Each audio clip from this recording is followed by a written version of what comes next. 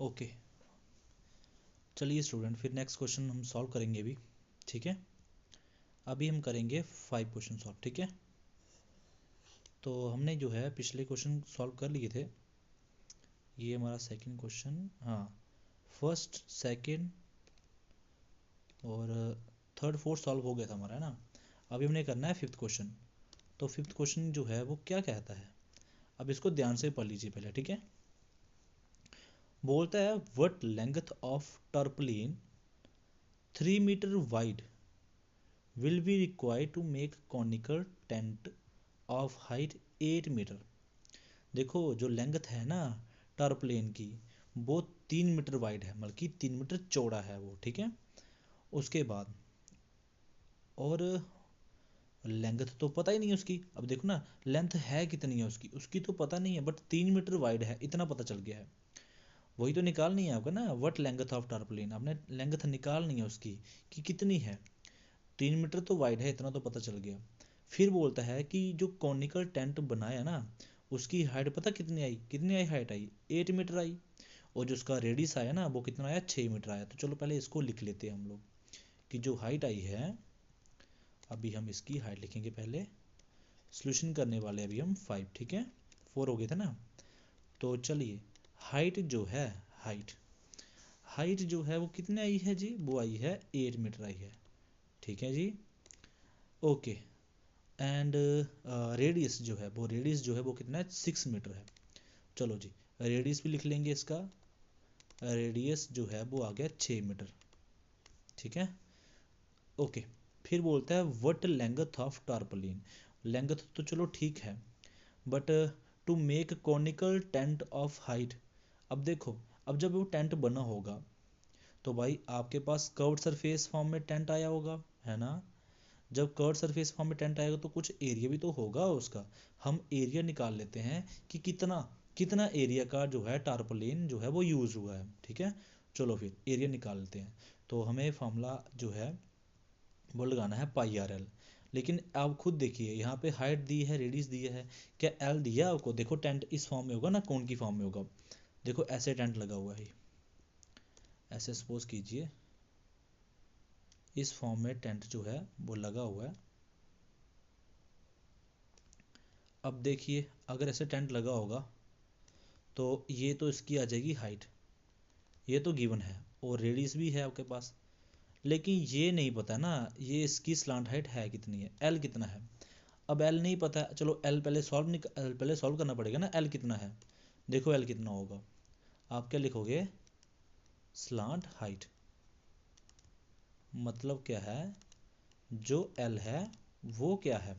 तो मुझे बताइए एल निकालने का फॉर्मूला क्या होता है, क्या होता है जी। आपको पता था ना एल स्क्र किसके इक्वल होता था, आर का स्क्र प्लस एच का स्क्र, है ना। अब एल का स्क्र तो वैसा का वैसा रहेगा। आर कितना दिया है जरा, आर का 6 दिया है तो 6 का स्क्र किया तो कितना हो जाएगा, 36 हो जाएगा ना। एच कितना दिया है, 8 दिया है, और 8 का स्क्र भी करना है। चलो ठीक है, ये स्क्वायर रूट जब इधर जाएगा स्क्वायर रूट बन जाएगा ना, जब स्क्वायर इधर जाएगा तो क्या बन जाएगा, स्क्वायर रूट बन जाएगा। 6 का स्क्वायर किया तो 36, 8 का स्क्वायर किया तो 64। ओके, अब एल, अब देखो तो एल कितना आएगा, है ना। इसको प्लस करेंगे ना, देखो 6×3=90, 6×4=10 हो गया, 100 हो गया। और इसका स्क्वायर रूट कितना होता है भाई, 100 का स्क्वायर रूट क्या होता है, 10 होता है। तो यहाँ पे क्या आ जाएगा, 10 मीटर आ गया ना, 10 मीटर। तो ये देखिए अभी आपने एल तो निकाल लिया इसका, अभी तो कोई प्रॉब्लम नहीं आएगी, क्यों नहीं आएगी, क्योंकि आपको एरिया जो निकालना था, आपने क्या लिखना है यहाँ पे कि जो कर्व्ड सरफेस एरिया है, कर्व्ड सरफेस एरिया ऑफ किसका, कॉनिकल टेंट का, वो कितना होगा, वो होगा पाई आर एल, है ना जी। अब पाई की वैल्यू क्या है आपको तो पता ही है, पाई कितना होता है 22/7 इंटू रेडियस तो दी है ना, रेडियस देखो क्या दी है, रेडियस दी है 6 मीटर, है ना। तो यहाँ पे आ जाएगा 6 इंटू एल, तो अभी निकाला आपने, कितना निकाला, 10 निकाला, है ना जी। अभी इसको मल्टीप्लाई कर लेंगे, ठीक है। 6×2=12, 6×2=12 = 13, गुना करेंगे 10 से, डिवाइड करेंगे 7 से। ओके, 7 × 7 पीछे होगी 6, और 7 8 56, 6 के 4 और लग गया पॉइंट, और 7 5 35, 5 के 5, फिर लग गया आपके पास,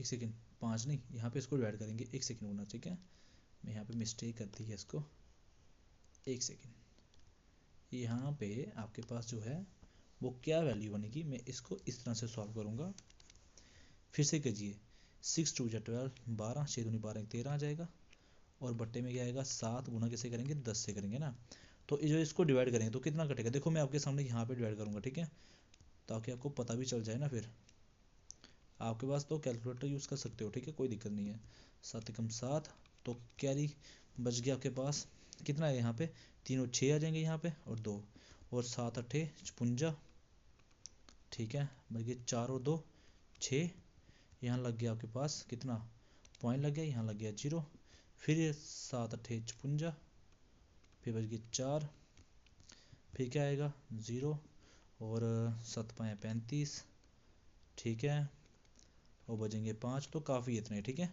तो आपकी वैल्यू क्या आई है, आपकी वैल्यू आई है 18.85 मल्टीप्लाई एक सेकेंड, 4 बज गए ना यहाँ पे ना, 5 6 और 4 बज गए यहाँ पे 0, 7 में 35 5, ठीक है, मल्टीप्लाई किससे करेंगे, मल्टीप्लाई करेंगे हम किससे 10 से, तो जैसे ही 10 से मल्टीप्लाई किया तो कितना बन जाएगा, ये पॉइंट आगे शिफ्ट हो जाएगा ना, तो 18.8.5, ओके, तो 18.8.5 मीटर का स्क्वायर, तो ये रहा आपका क्या एरिया, ओके, तो एरिया आ गया ना अभी आपका, समझ आया बात का, देखो एरिया ऐसे निकालेंगे, इसका अच्छे से सॉल्व कर लेंगे पहले, ठीक है, चलो अभी हमें और क्या बोला था, देखो हमें बोला था assume that the extra length of material that will be required for stitching margin and wastage in cutting is approximately 20 centimeter use, okay, हाँ देखो यूज़ हमें बोला था पाई की वैल्यू 3.14 करने के लिए, ठीक है, पाई की वैल्यू में क्या करने के लिए बोला हुआ है 3.14 करने, तो एक सेकेंड रुक जाइए, मैं इसको क्या करूँगा, पाई की वैल्यू देखो हमने तो 22/7 ले ली थी, कोई दिक्कत नहीं है, कोई दिक्कत नहीं है, जो वैल्यू बोली गई है हम उसी को पुट करेंगे यहाँ पे, ठीक है, तो पैनिक होने की ज़रूरत नहीं है, देखो आंसर लगभग इतना ही होगा, अब उन्होंने बोला है तो हम पुट कर लेंगे, वैल्यू वही पुट कर लेंगे, ठीक है, तो चलो फिर मैं इसको ज़रा वही वैल्यू पुट कर लूँ यहाँ पे, देखिए उन्होंने खुद बोला है ना, अगर नहीं बोला होता तो हम यही वैल्यू पुट करते हैं, देखो कितने क्वेश्चन सॉल्व किए हैं, उन्हें बोला 3.14 वैल्यू पुट कर लो आप, देखो खुद बोला है बच्चे, मैं नहीं कर रहा हूँ यहाँ पे, उन्हें खुद बोला हुआ है कि पाई की वैल्यू कितनी पुट करनी है 3.14, इसी क्वेश्चन में बोला है, और किसी क्वेश्चन बोला, हाँ इस क्वेश्चन में बोला है, और जिस क्वेश्चन में बोला होगा आप उसको वैल्यू वो पुट कर लेना, ठीक है, चलो अभी हमने वैल्यू पुट कर ली ना, तो अभी हम मल्टीप्लाई कर लेंगे, तो भाई इसको पॉइंट को हम यहाँ पे ऐसे लिख सकते हैं 14 नीचे क्या आएगा 100, मतलब कैसे 6 से 10 आ जाएगा, 0 से 0 कैंसिल हो जाएगा, 6 चौका 24, 6 एकम 6 और 8, और 6 3 18, और पॉइंट लगाया तो कितना आ गया, देखो आया ना 188.4, यहाँ पे क्या आएगा मीटर का स्क्वायर आ जाएगा, ओके, देखो हमारा लगभग उतना ही तो आया है ना, पॉइंट पहले 5 आ रहा था, यहाँ पे 0.4, तो पॉइंट की वैल्यू है और कोई चक्कर नहीं है, ठीक है, चलो ठीक है, अब आपका एरिया तो आ गया ना, अभी हम क्या करेंगे, अभी हम यहाँ पे जो बोला गया था उसको देखेंगे, बोलता है अज्यूम कीजिए जो उसकी एक्स्ट्रा लेंथ है मटेरियल की that will be required for stitching, देखो आपको जब उसको टेंट को बनाना पड़ेगा भाई, तो कट भी करना पड़ेगा, स्टिच भी लगाने पड़ेंगे, है ना, स्टिचिंग करना पड़ेगा उसको, ऐसा थोड़ी टेंट बन जाएगा, तो वो जो करने के बाद हमने देखा कम से कम ना कितना वेस्टेज जो है वो टारपलिन हुआ है, वो हुआ है 20 सेंटीमीटर, ठीक है, तो उसकी जो लेंथ है, अब देखो एरिया आ गया ना, उसकी जो लेंथ है वो कितनी है, अगर मानो एल है ना, तो लेंथ एल में से हमने क्या करना है, यहाँ पे 20 सेंटीमीटर को कट कर लेना है, ठीक है, चलो ठीक है, पहले 20 सेंटीमीटर दिया, इसको पहले मीटर में कन्वर्ट करेंगे, ओके, ठीक है, अभी अब यहाँ पे किस तरह से लिखेंगे, इस तरह से लिखेंगे, ठीक है, कि हमारे पास लेट कर लेंगे, let the length of tarpaulin tarpaulin sheet required वो कितनी है, वो है जी वी एल है, वो क्या है, वो एल है। ओके, एक सेकेंड।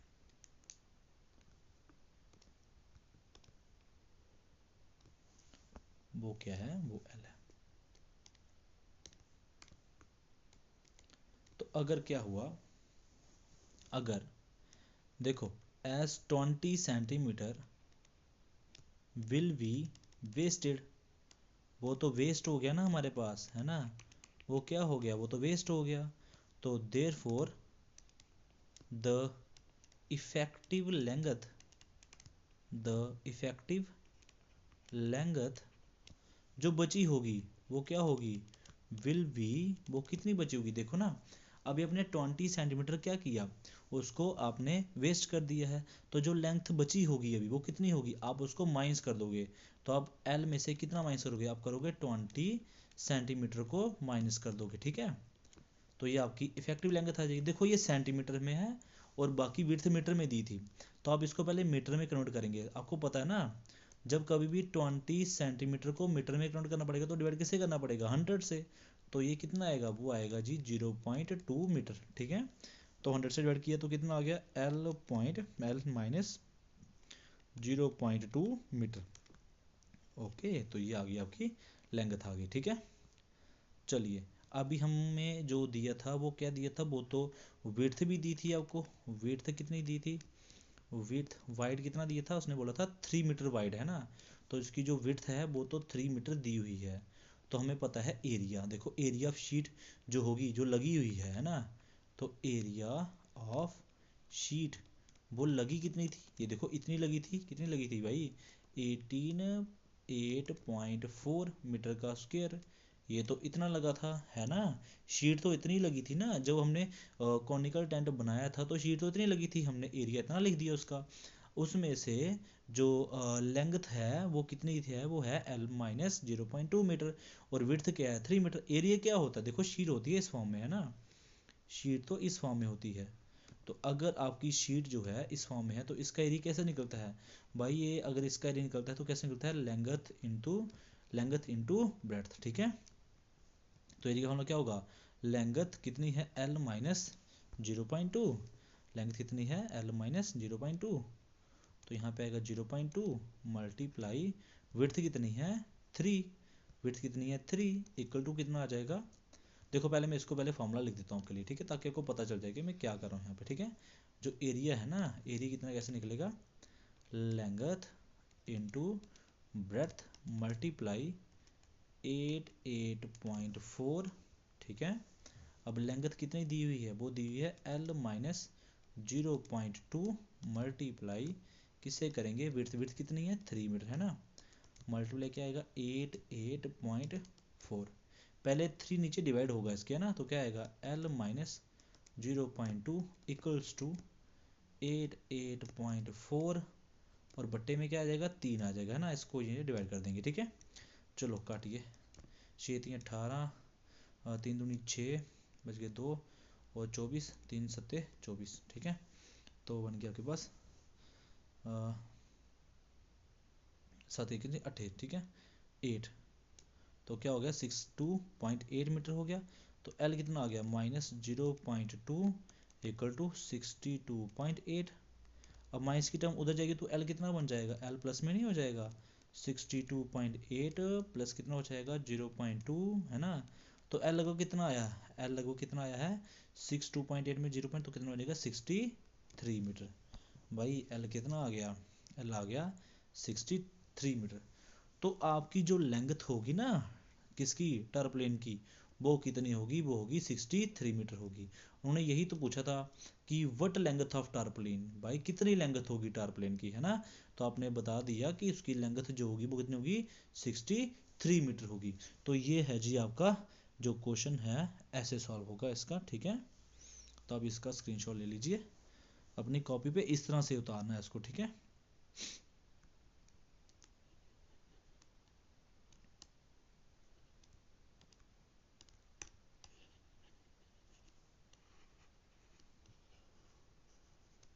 ठीक है, तो अभी समझ आया नहीं? अभी आ गया आपका 5 क्वेश्चन सॉल्व हो गया है। अभी हम करेंगे 6 क्वेश्चन, ठीक है। चलिए अब इसको मैं इरेज कर देता हूँ यहाँ से, तो समझ आना चाहिए। बच्चे सोच रहे होंगे क्वेश्चन बहुत लंबा क्वेश्चन है ये। देखो ना अभी हम क्वेश्चन भी कहाँ पहुँच गए हैं, 5 क्वेश्चन में पहुँच गए हैं, और आप लोग 9th पहुँच गए हैं है ना, 8 से 9th पहुँच गए, तो क्वेश्चन भी तो लंबे लंबे आएंगे अभी। चलो जी, अभी हम करेंगे 6 क्वेश्चन, ठीक है। 6 क्वेश्चन क्या आने वाला है, देखो। बोलता है the slant height and base diameter of conical tomb. देखो टॉम्ब क्या है ना, देखो आपने मंदिर देखे होंगे है ना, मंदिर ऊपर से इस फॉर्म में नहीं होते हैं ना, इस फॉर्म में बने होते हैं।